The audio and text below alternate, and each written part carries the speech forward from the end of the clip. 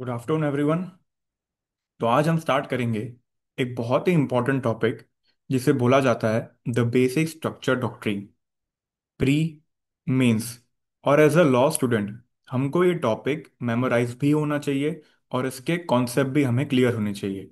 Mains में ऐसे में ये क्वेश्चन पूछा जा सकता है, प्री में तो यहाँ से जजमेंट के क्वेश्चन काफ़ी बार आए हैं। तो चलिए स्टार्ट करते हैं, समझते हैं कि क्या है हमारी बेसिक स्ट्रक्चर डॉक्ट्रिन। तो स्टार्ट करने से पहले इसमें दो आर्टिकल हमें पढ़ने हैं।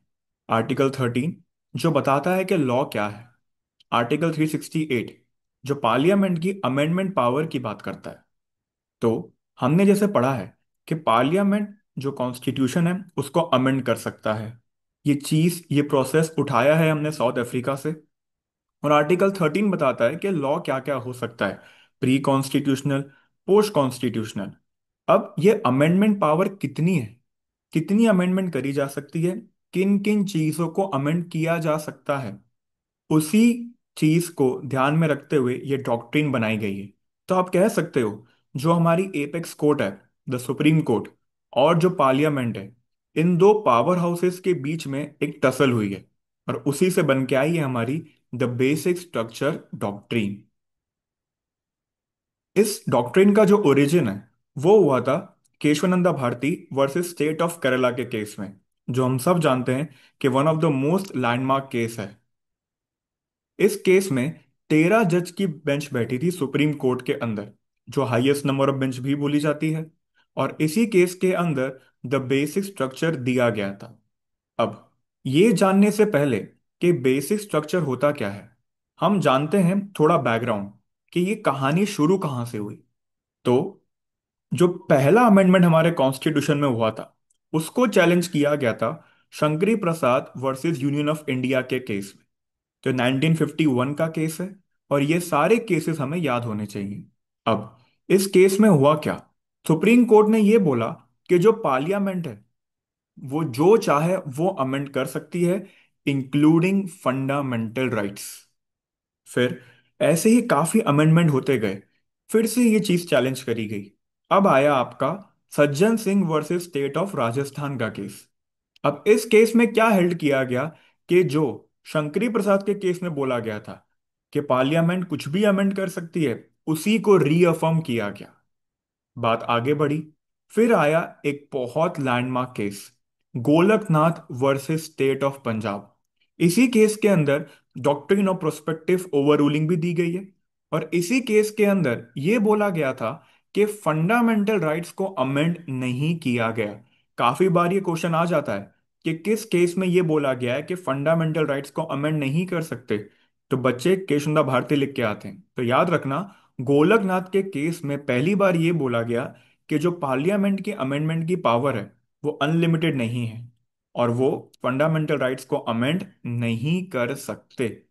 इसके बाद काफी कॉन्स्टिट्यूशनल अमेंडमेंट आए, फर्स्ट, 17th, 23rd, 24th, काफी अमेंडमेंट आए हैं, उनके ऊपर ये सारे केस बने।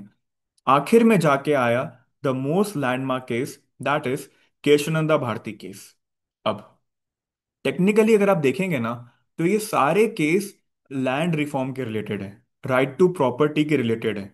अब इस केस में जैसा हमने आगे पढ़ा, 13 जज की बेंच बैठी और इस केस के अंदर हेल्ड किया गया कि जो पार्लियामेंट की पावर है to amend is not unlimited.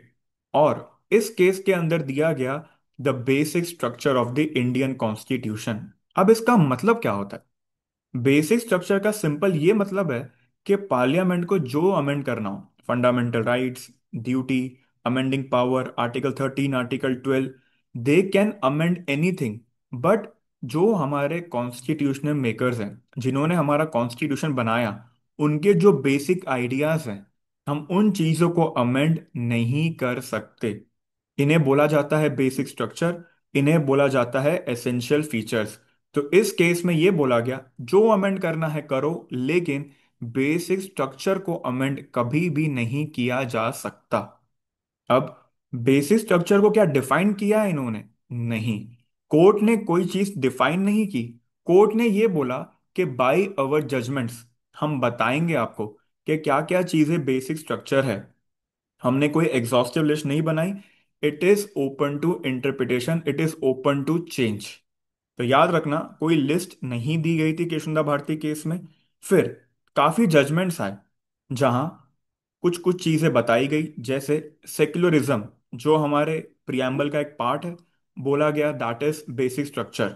Rule of law, judicial review जो हमने यूएस से उठाया है, इंडिपेंडेंस ऑफ जुडिशरी, फिर सेपरेशन ऑफ पावर्स, ऐसे काफी चीजें दी गई जिन्हें बोला गया कि these are the basic structure.